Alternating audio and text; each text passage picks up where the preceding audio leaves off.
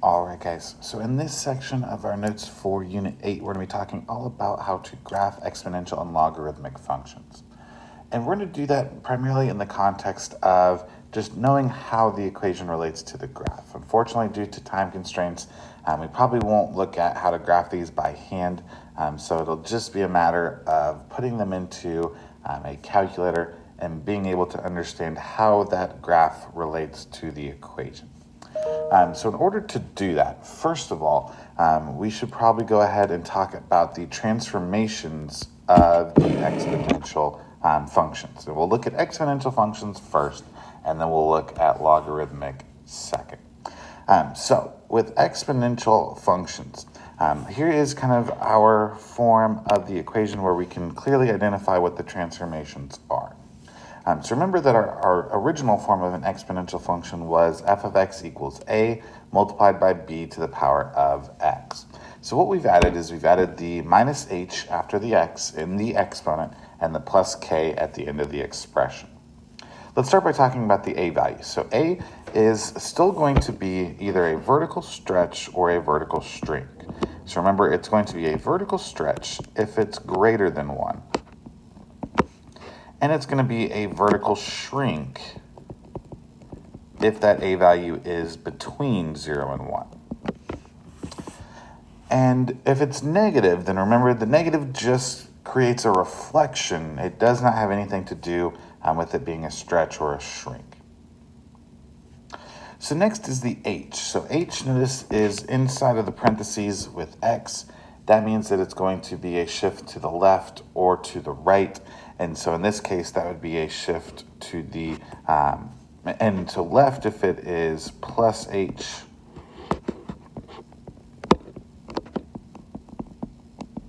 And it's going to move to the right by h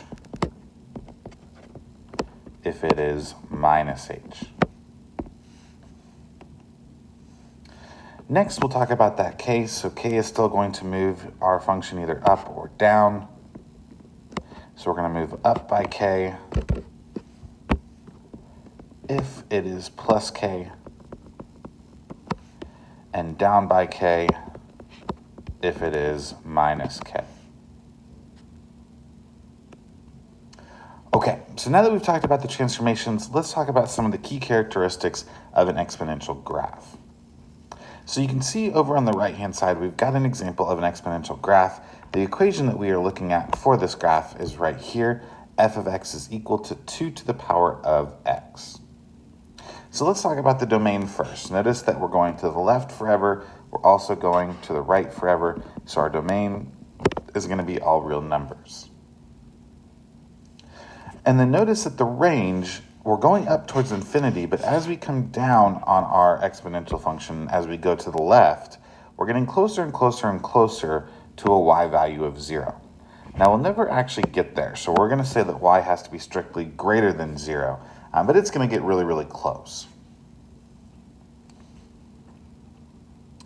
Next, let's talk about the y-intercept. So notice that our y-intercept in this case is at 0, 1, and that'll typically be the case. If you think about it, when you raise a number to the power of 0, that is in fact equal to 1, so it should kind of make sense the y-intercept being at that value. Next, let's go ahead and talk about the horizontal asymptote. So keep in mind that as your function gets closer to 0 on the left-hand side, that means that it is approaching an asymptote. That horizontal asymptote runs through at y equals 0. And then as for our in behavior, right now it's written in limit notation. We'll go ahead and use that first, and then we'll convert that to the notation that Big Ideas likes to use. So the first one, the limit as x approaches negative infinity. In other words, as we go to the left, our function is approaching the value of 0. And our limit as x approaches positive infinity, our function is increasing towards positive infinity, and there you would have it. So again, another way you could write that is just to say that as x goes to negative infinity, that y goes to 0, and that x goes to positive infinity, and y also goes towards positive infinity. So just another way to write that without having to write that LIM above the x values. Okay, so then let's go ahead and look at a few more examples of some graphs here. I've got 3 examples for us to look at for exponential graphs, and then we'll take a look at logarithmic. So for each of our graphs, our domain is always going to be the same. So I'm going to go ahead and copy that down. Our domain is going to remain as all real numbers, and that's regardless of the transformations. Speaking of transformations, let's go ahead and identify those for each of our equations. So for number 1, we've got 2 to the power of x minus 1 plus 3. Even though 2 is our base, notice that there is not a number being multiplied in front. There's not like a 3 multiplied by or a 5 multiplied by or something else. And so 2 is just our base. So what that means is that there is no stretch or compression. Make sure you're hearing me right. There is no stretch or compression unless there's a number being multiplied in front of your base. So no stretch or compression. Let's go ahead and take a look at that minus 1, which is inside of our exponent. If you want to make that a little bit easier to identify the transformation, put that in parentheses. That's going to be a transformation to the right by 1. And then that plus 3, which is outside, is going to go up by 3.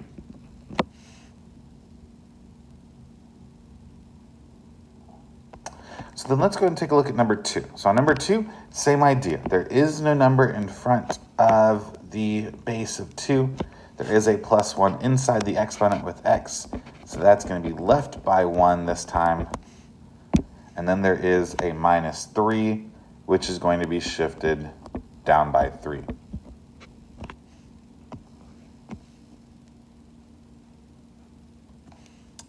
All right, so then let's take a look at one last look at our equations. On number 3, we've got negative in parentheses 1/4 to the power of x. 1/4, remember, is just our base. There is no number being multiplied in front of our base. However, there is a negative sign. So what that's going to do is it's going to reflect our function over the x-axis. If the negative is ever in front of the variable, so in other words, if the negative is in the exponent or later on with logarithms, if it's in the argument, then that's going to become a reflection over the y-axis instead. But if it's just in front of the function, then that's a reflection over x. Okay, let's go ahead and identify range for each of these questions now. So looking at our number 1, for the range, it looks like we are getting closer and closer and closer to that y value of 3. Notice that that is where our asymptote is going through. So our range is going to be everything above 3, so y is going to be greater than 3.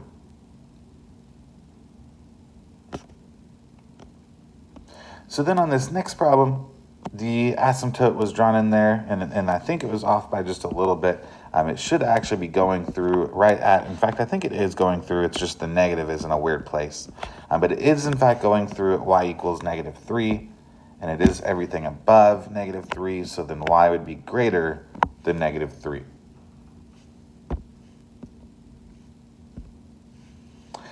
And then finally, on number 3, we've got our asymptote, it looks like, through y equals 0. And this time, it is everything below that. So we would say that y is less than 0 for our range. Since we've gone ahead and already written them down, let's go ahead and fill in our horizontal asymptotes. That is that line that we were talking about earlier. So that would be y equals 3 on this first graph, y equals negative 3 on this second graph, and then y equals 0 on this third graph. And then finally, let's go ahead and talk about our y-intercepts for each of these. In fact, they are labeled for you on the graph. So you've got 0, 3.5 for this first y-intercept. And then we've got 0, negative 1 for our second. And then 0, negative 1 for our third.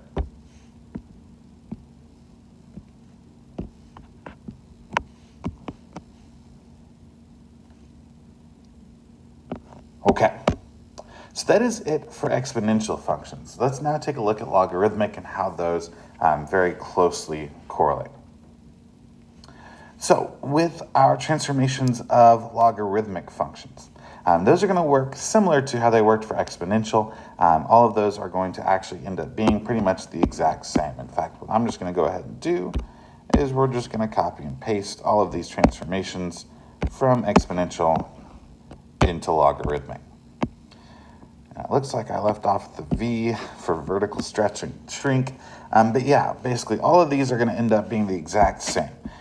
Just the only thing that's going to be different is instead of having a base as an exponent, you're going to have a logarithm and possibly a base for your logarithm. And again, what the base of your logarithm is does not have any impact on the transformations. So again, whatever number is in front of the log, whatever that a value is, that's going to be your stretch or compression, or stretch or shrink, depending on what you want to call that. And then h is obviously going to move it left and right. K is going to move it up and down. Now, it's also going to be kind of important to understand that since they are inverses of each other, their graphs are going to look kind of like they do up here.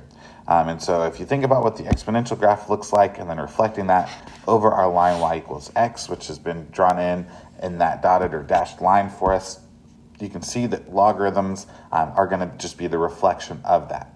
In fact, a lot of the key features are just going to become opposites of what they were for exponential. So let's go ahead and talk about that. So for our key characteristics, let's start with our domain. So notice that our domain is getting closer on the left to an x value of 0. In fact, there's an asymptote there, and we'll talk about that. But it's basically everything to the right of 0. So that would be where x is greater than 0. So this time, our range is what's going to be all real numbers. Notice that you are pointing down on the left-hand side, and you're pointing up on the right-hand side. So that's going to encompass all real numbers for our range. Next, let's go ahead and talk about vertical asymptotes. So vertical asymptote that I drew in there for us was where our x values were getting closer to 0. So that's going to be through x equals 0. And then for our end behavior, there's actually a typo on this one on the left. It should say limit as x approaches 0, not the limit as x approaches negative infinity. Because it doesn't approach negative infinity. It never gets over that far. It's only going to get as close to 0 as we can get it to. And as x approaches 0, the y values approach infinity.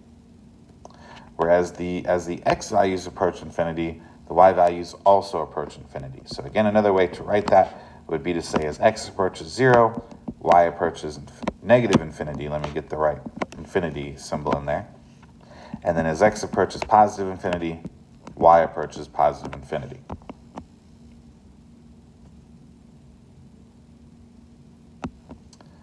So when you compare that back to exponentials, you're going to find that a lot of those characteristics are just kind of flip-flopped. If you remember, for exponentials, our domain was all real numbers. Now our range for logarithmics is all real numbers.